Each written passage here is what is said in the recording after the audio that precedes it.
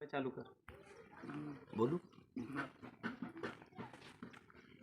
સાહેબો, આજે તમે રથ લઈને આવ્યા છો મારા ગામ ટાંડામાં, તો તમને હું હાથ જોડું.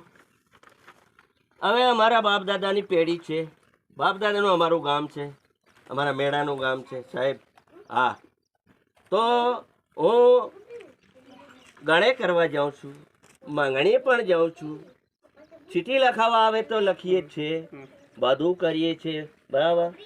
તો અમે ધારના પણ પૈસા લઈએ છીએ, અમે પટેલના બી પૈસા લઈએ છીએ, અમે અમારા લાગ લગતિયા પણ લઈએ છીએ. પણ જો સાહેબ આજે તમે આવી વાત કરી છે, તો આ વાતમાં સાહેબ હું મારે જે તમારા બંધારણમાં 50 રૂપિયા મળતા હોય તો 50 રૂપિયા લઈશ. મને મળે નહીં મળે એનો કાંઈ વાંધો નથી, પણ આપણી આદિવાસી ભીલો ભાઈઓ જો હદરી જાય તો આપણી છોરીઓ ચૂકી રહે, આપણા લોકો ચૂકી રહે, લોકો કને ભીખ માંગવા ના જાય. હા, બાપજી કરવા નહીં બાતીના બાકીને પૈસા લાવવાના, 5% 10% લાવવાના, ઘેરો ગુંદાય ગુજરાતમાં પડ્યા રહે. તો એના હારું આપણે આ 50 લેવાના, 50,000 રૂપિયા લેવાના, ગામના લેવાના, આ બહાર બોકડીના લેવાના ને એવા બોકડીના. પણ જો આ બંધારણ આપણું થાય જતો હોય, આ બધા ગામોના ભાઈઓ, આગેવાનો, પટેલો, સરપંચો બધા સમજતા હોય તો સમજી જાય, તો આપણું આજે આપણો સમાજ ઊંચો આવી જાય. તમને કહું હો, એમાં કોઈ શક નથી. આ તો આપણે 2-2 5-5 રૂપિયા વાંટી લઈએ, ભાઈ વાંટી લઈએ, એ તો જતા રહે. પણ 50,000 રૂપિયાનો આજે દેવું થાય, લાખ રૂપિયાનું દેવું થાય, બીજા ખર્ચો લઈએ, એલો લઈએ, પેલો લઈએ. પહેલા બાપ દાદા શું કરતા હતા? ઝાડ નીચે ખાટલા ઢાળ દેતેલા, ઠેલા પાથરી દેતેલા, નીચે રહેતા હતા, અને બુકડી હાલ દેતેલા, સમોળીને મરસો નાખતે દેતેલા, મકાઈની ઘાટ, પાંદડા, હાગડાના. આજે ઘૂડસા લાવો ને, ઝંડા લાવો ને, જોડા લાવો ને, કયા એ પૈસા આપણા પાસે કયા પૈસા છે?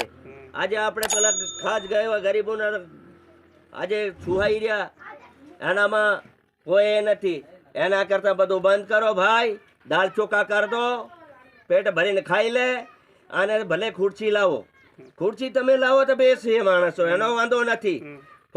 પણ આ તો આપણે આખું ખેતર ઢાંકી દઈએ, અને આખી લાઈન લગાડીએ, 25-30 ગાડીઓની લાઈન લગાડીએ, હજુ કંઈક બાકી છે, એટલે લાઈન બરાબર લાગી નથી. એમ કે પછી પાણી આવીને હાંજના પેલા ગાડીવાળા આવીને ઉભા રહી જાય, લાવો ભાઈ ભાડું.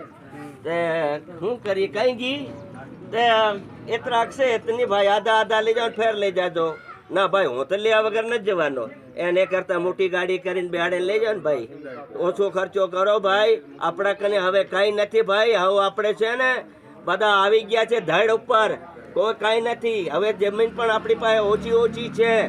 હા, કઈ કોઈ એ નથી. ગુજરાતનો ધૂળો ઉડે છે, ગુજરાતમાં જાય વગર આપણું કઈ થતું નથી.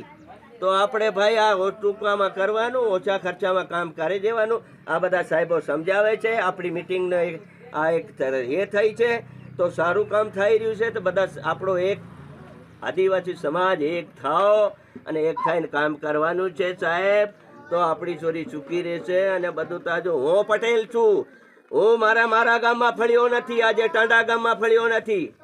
આ તમને કહું, બરાબર. હું આખા ગામમાં ધાર ટીલા કરવા જાઉં, આખા ગામમાં બધું છે. મારે કોઈની ખરાબ વાત કરવી નહીં, કોઈને સુઈ ખાવાની વાત નથી, કોઈની ખરાબ વાત નથી, કોઈનું ધાબણિયું લેવાની વાત નથી, એવી વાત કરતો નથી. હું તમને કહું, બરાબર. જેનો હોય વાંકો તો વાંકો, કાણો કાણો, તું કાણો તું કાણો, તું હાજો, બરાબર. હું આવી વાત કરવા વાળો, એટલે મારા ગામમાં આજ સુધી ફળ્યો નથી. આ મારા બધા આગેવાનો ગામોમાં મારા ભાઈ બધા આવેલા જ છે, તમને કહું. એટલે અમે તો તૈયાર છે, અમાને કાંઈ વાંધો નથી સાહેબ. આપણે હોળ હાકીને ખાઓ, કામ કરીને ખાઓ, મજૂરી કરીને ખાઓ, વીમામાંથી પૈસા આપણને કે આપણને આગેવાન બધા તૈયાર થઈ જાઓ ભાઈ. આ આપણે પેલા ગામના બધા હારું મત આગા પાછા થાવ ભાઈ. હું નથી થવાનો. મને તો ભલે 50 મળે જ કાંઈ વાંધો નહીં, ને મળે જ કાંઈ વાંધો નહીં. આપણે તો તૈયાર છે, બરાબર.